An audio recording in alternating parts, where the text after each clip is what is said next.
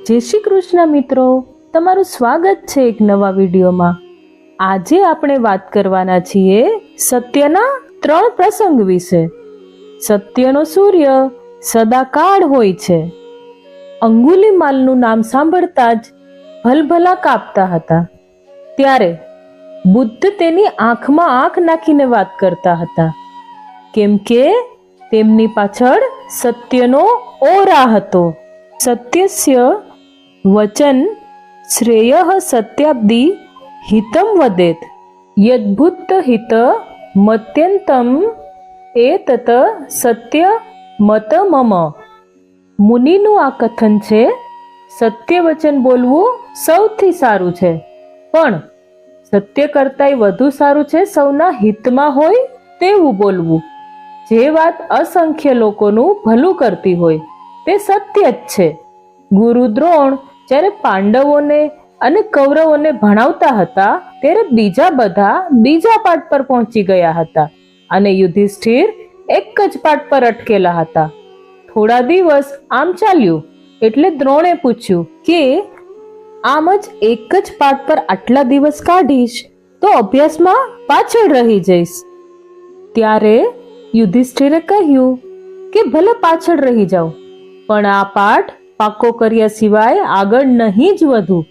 એ પાઠ હતો સત્યનો।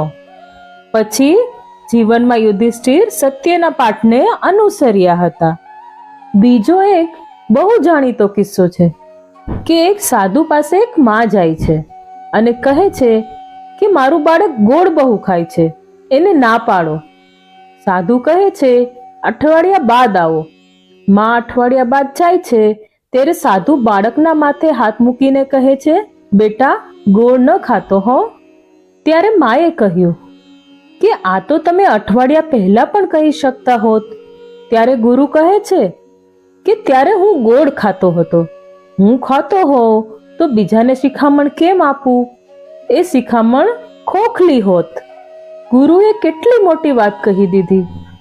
ગાંધીજીની વાત પણ લોકો તરત સ્વીકારતા। એનું કારણ એ હતું કે તેમના શબ્દોમાં સત્યની તાકાત હતી। અંગુલિમાલનું નામ સાંભળતા જ ભલભલા કાપતા હતા। ત્યારે બુદ્ધ તેની આંખોમાં આંખ નાખીને વાત કરતા હતા, કેમ કે તેની પાછળ સત્યનો ઓરા હતો।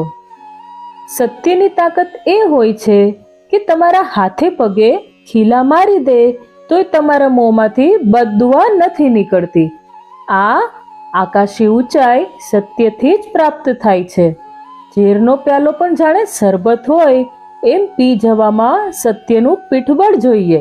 નાગને મફલર માફક વીંટીને ફરવા માટે અવધૂતી અવસ્થામાંથી પસાર થવું પડે છે। કસોટી સત્યના માર્ગે ચાલો તેની જ થાય છે। અસત્યને જલસા છે, પણ એ ક્ષણિક હોય છે। સત્ય બોલવાનો ફાયદો એ છે કે યાદ રાખવું નથી પડતું। ખોટું બોલતા હોય તેની યાદશક્તિ સારી હોય છે। સત્ય કદી પક્ષપાતી ન હોય।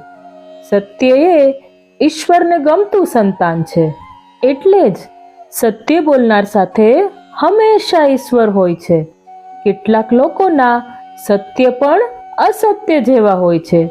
કડવું અસત્ય બોલવું ન જોઈએ, પણ જ્યારે પાણી માથા પરથી પસાર થાય ત્યારે એ કરવું જ પડે છે। આજે સત્યના પક્ષે રહેનાર લોકો લઘુમતીમાં છે। જ્હોન એકાર્ડ કહે છે કે સત્ય એટલી ઉમદા વસ્તુ છે કે જો ભગવાન તેની તરફ પીઠ ફેરવી લે તો હું ઈશ્વરને છોડી દઉં, પણ સત્યને વળગી રહું। મહાભારતના કર્ણ પર્વના 69મા અધ્યાયમાં શ્રી કૃષ્ણ અર્જુનને કહે છે કે સત્ય કરતા બીજું કશું ઉત્તમ નથી, પરંતુ સત્યનું યથાર્થ સ્વરૂપ જાણવું કઠિન છે। આ યથાર્થ સ્વરૂપ એટલે શું? ઘણીવાર લોકહિતાર્થે અસત્ય બોલવું જરૂરી હોય છે, ત્યારે એ અસત્ય કહેવાતું નથી। આમ સત્યને જડ રીતે વળગી ન રહેવાય। સત્યના મૂળમાં હિત સમાયેલું છે અને જગતનું હિત સત્યથી જ શક્ય બને છે।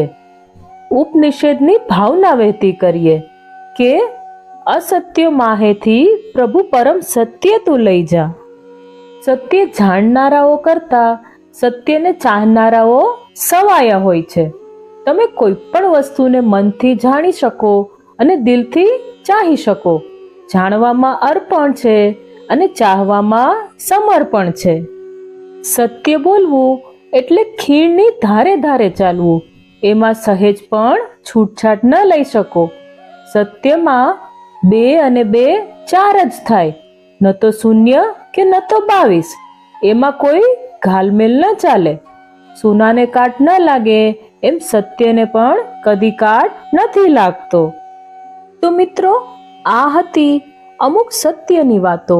તમારું આ વિશે શું કહેવું છે તે કમેન્ટમાં જરૂરથી જણાવજો. અને વિડીયો ગમ્યો હોય તો લાઈક કરી વધુમાં વધુ લોકો જોડે શેર કરજો. અને મારી ચેનલ પર નવા હોય તો મારી ચેનલને સબસ્ક્રાઇબ કરી લેજો, જેથી કરીને દરેક વિડીયોના નોટિફિકેશન તમને મળતા રહે. ફરી મળીશું એક નવા વિડીયો સાથે. જય શ્રી કૃષ્ણ મિત્રો.